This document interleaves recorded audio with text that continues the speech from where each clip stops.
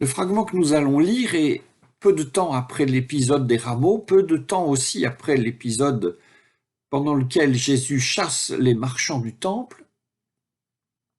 Et l'auditoire que l'on peut supposer à ces paroles que nous allons lire est un auditoire de pèlerins, de membres simples du peuple de Dieu, mais aussi de dignitaires religieux, et c'est principalement à cela que Jésus s'adresse. Écoutons seulement. Quel est votre avis? Un homme avait 2 enfants, et s'avançant vers le premier, il lui dit, « Mon enfant, va donc aujourd'hui travailler dans la vigne. » Et celui-ci répondit, « Je ne veux pas. » Un peu plus tard, cependant, s'étant repenti, il y alla. S'avançant vers le second de ses enfants, l'homme lui dit la même chose. Et l'enfant répondit, « Seigneur, moi j'y vais. » Mais il n'y alla pas. Lequel des deux a fait la volonté de son père? Le premier, répondent-ils.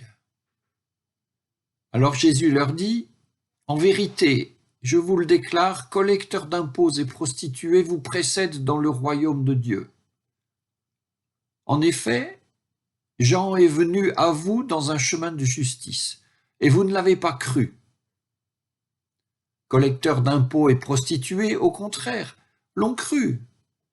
Et vous, voyant cela, vous ne vous êtes pas dans la suite davantage repentis pour le croire. »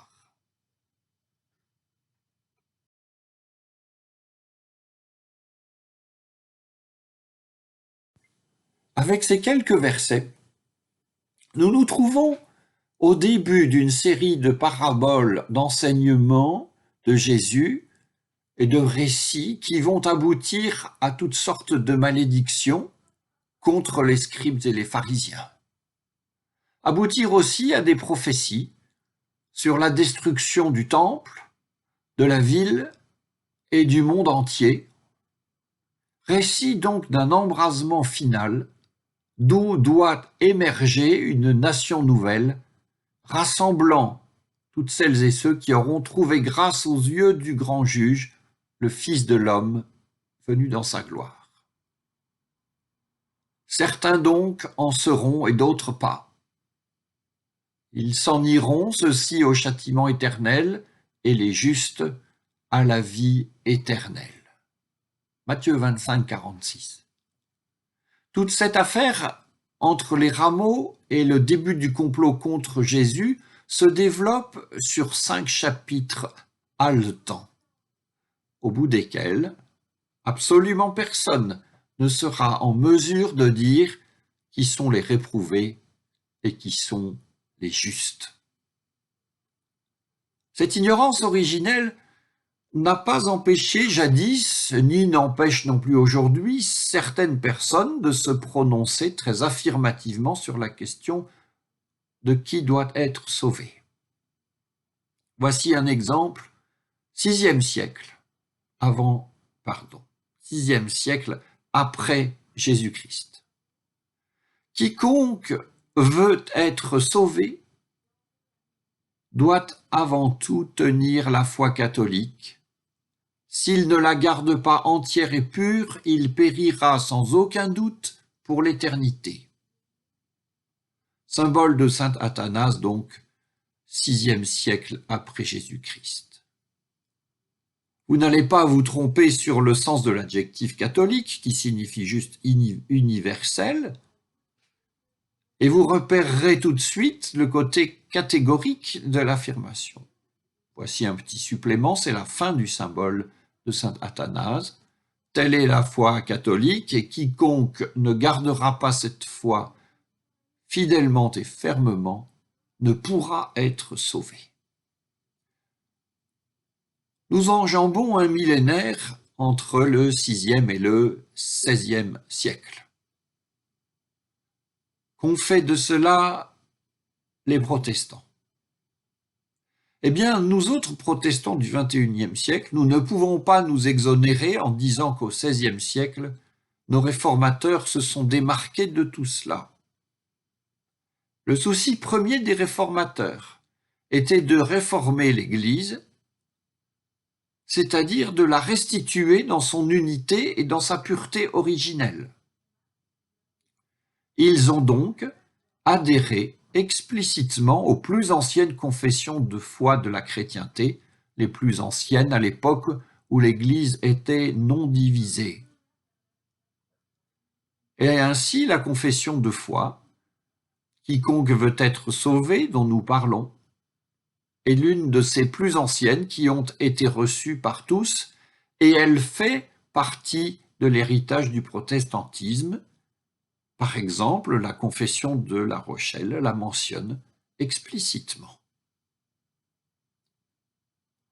Bien sûr, vous direz avec raison que ces confessions de foi sont un héritage second, héritage qui doit toujours être évalué à la lumière des Saintes Écritures. Soit. Mais les Saintes Écritures ne comportent-elles pas, elles aussi, des passages qui parlent d'un tri et d'exclusion? C'est vrai. C'est vrai à ceci près que, en donnant foi à Jésus-Christ tel que Matthieu seul en parle, Matthieu 25, 31, 46, même si le thème du jugement persiste, la connaissance du verdict est barrée aux humains. C'est-à-dire que même si parfois quelqu'un, ayant ou pas autorité, rencontre un tel un avis totalement négatif et jette sur lui l'anathème, nul ne sait en réalité ce qu'il en sera au jour du jugement. Et même si nous ne croyons pas en ce jugement final, la méditation des Saintes Écritures, là où nous nous tenons maintenant, nous appelle à la prudence et à la réserve s'agissant de ce que Dieu seul connaît. Ses pensées ne sont pas nos pensées, et ses chemins ne sont pas nos chemins.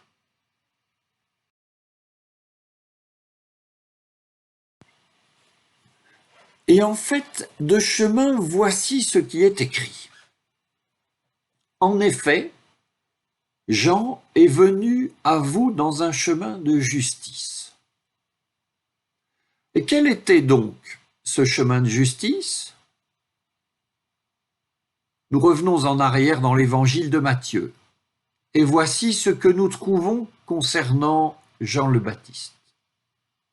En ces jours-là, paraît Jean le Baptiste, proclamant dans le désert de Judée: Convertissez-vous, le royaume des cieux s'est approché. Entendre bien, il ne sera plus jamais plus proche qu'il n'est maintenant. Et le royaume des cieux, c'est celui dont avait parlé le prophète Ésaïe quand il disait: Une voix crie dans le désert, préparez le chemin du Seigneur, rendez droits ses sentiers.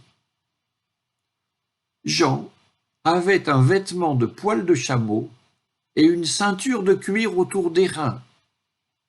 Il se nourrissait de sauterelles et de miel sauvage. La suite de la prédication de Jean le Baptiste est tout aussi catégorique que celle de Jésus, et peut-être même pire. On peut la qualifier de radicale. Mais ce n'est pas elle directement qui nous préoccupe. Maintenant, ce qui nous préoccupe, c'est de comprendre ce qu'est le chemin de justice de Jean. Eh bien, ce que je vous propose en fait de chemin de justice de Jean le Baptiste tient en peu de mots. Jésus avait un vêtement de poil de chameau et une ceinture de cuir autour des reins.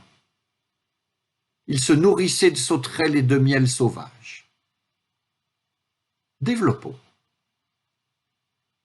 Son vêtement, Jean-Baptiste peut le récupérer sur un tas de chiffons pourris ou sur des carcasses d'animaux morts, et sa nourriture, il la récolte pour autant qu'il en trouve, là où la nature pourvoit, Ainsi donc, Jean le Baptiste n'est le débiteur de personne, et il n'oblige aussi personne. Il est entièrement libre de ses gestes et de sa parole, et personne n'est obligé d'aller vers lui. Jean-Baptiste laisse toute la place à ses contemporains. Toute la place à ses contemporains, c'est-à-dire qu'il leur laisse toute la place pour l'exercice de leur jugement, toute la place pour une juste appréciation qu'ils pourraient porter sur eux-mêmes, et toute la place pour l'exercice de leurs responsabilités. En peu de mots, Jean le Baptiste invite ses contemporains à un juste jugement sur eux-mêmes et les invite aussi à tirer les conséquences pratiques de ce jugement. Tel est son chemin de justice. Précisons maintenant ce qu'est ici un juste jugement sur soi-même. Et revenons au texte. Un homme avait 2 fils. S'avançant vers le premier, il lui dit « Mon enfant, va donc aujourd'hui travailler à la vigne. »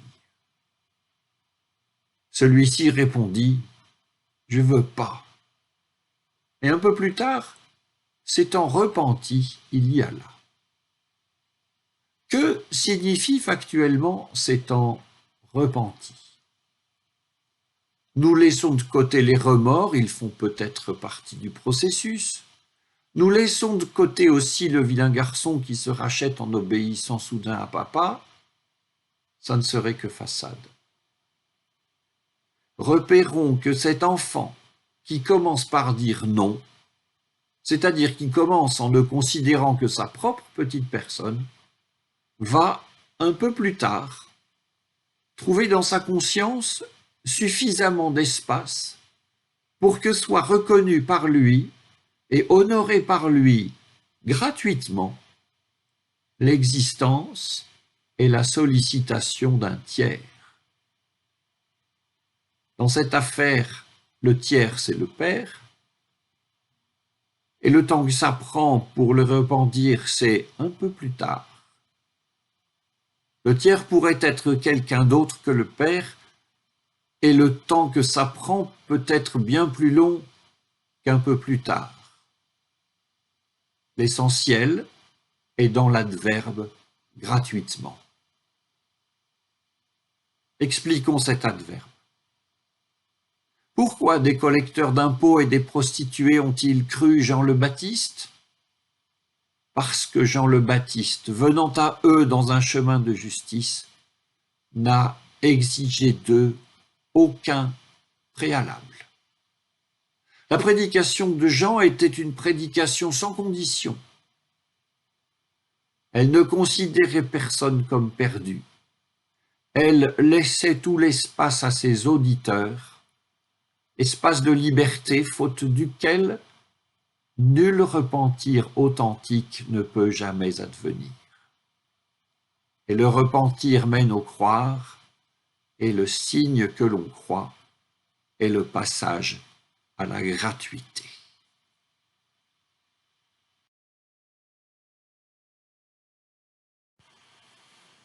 Mais jusqu'à ce que cela advienne, jusqu'à ce que le repentir soit réel, jusqu'à ce que l'on trouve dans sa conscience un peu de place pour autrui, jusqu'à ce moment-là, c'est le contraire de la gratuité qui l'emporte. Le contraire de la gratuité, c'est la tarification. Et lorsque tout est tarifé, celui qui est sans le sou vivra reclus d'aumône ou de rapine, il vivra sans tendresse et passera l'éternité dans les flammes, faute d'avoir pu se payer le sacrifice nécessaire à son salut. Alors, lorsque Jésus évoque devant les maîtres de la religion les collecteurs d'impôts et les prostituées, lorsqu'il évoque les collecteurs d'impôts et les prostituées, Jésus évoque dans un même élan les routes tarifées, les relations charnelles tarifées et la religion tarifé. Et il va même plus loin encore. Puisque les collecteurs d'impôts et des prostituées se sont repentis et ont cru, et que des maîtres de la religion ne se sont pas repentis et n'ont pas cru, c'est donc que les maîtres de la religion qui vendent Dieu et sont inébranlablement certains de leur légitimité, les maîtres de la religion sont au fond pires que des collecteurs d'impôts et des prostituées. Tout cela fut dit publiquement et gratuitement aux dignitaires de la religion et probablement aussi aux fidèles qui étaient là. Est-ce que dans son emportement, notre Seigneur a prononcé l'anathème sur tel ou tel? Il faudrait que nous prenions le temps de scruter attentivement les chapitres 21 à 26, ces chapitres ardents que nous avons évoqués tout à l'heure. Ce que nous ferons peut-être dans les semaines qui viennent. Pour l'heure, nous voulons être fidèles à ce que nous avons repéré et expliqué tantôt. Jean le Baptiste est venu vers ses contemporains dans un chemin de justice. Nous affirmons que notre Seigneur Jésus-Christ est venu lui aussi vers les siens dans un chemin de justice. Il a dit ce qu'il voulait dire et il l'a dit gratuitement. Il a donc laissé à ses auditeurs tout l'espace du repentir et du croire. Ce qui fait que l'on peut dire qu'il considérait qu'il n'y avait pas autour de lui aucun homme qui fût perdu. Nous n'avons aucune information sur ce que furent et devinrent les pieuses personnes qui furent ses auditeurs. Et c'est très bien ainsi. Aussi bien à la suite de Jean le Baptiste et à la suite de notre Seigneur, nous tâcherons de marcher dans un chemin de justice et nous confesserons qu'il n'y a pas d'être humain qui soit perdu. Amen.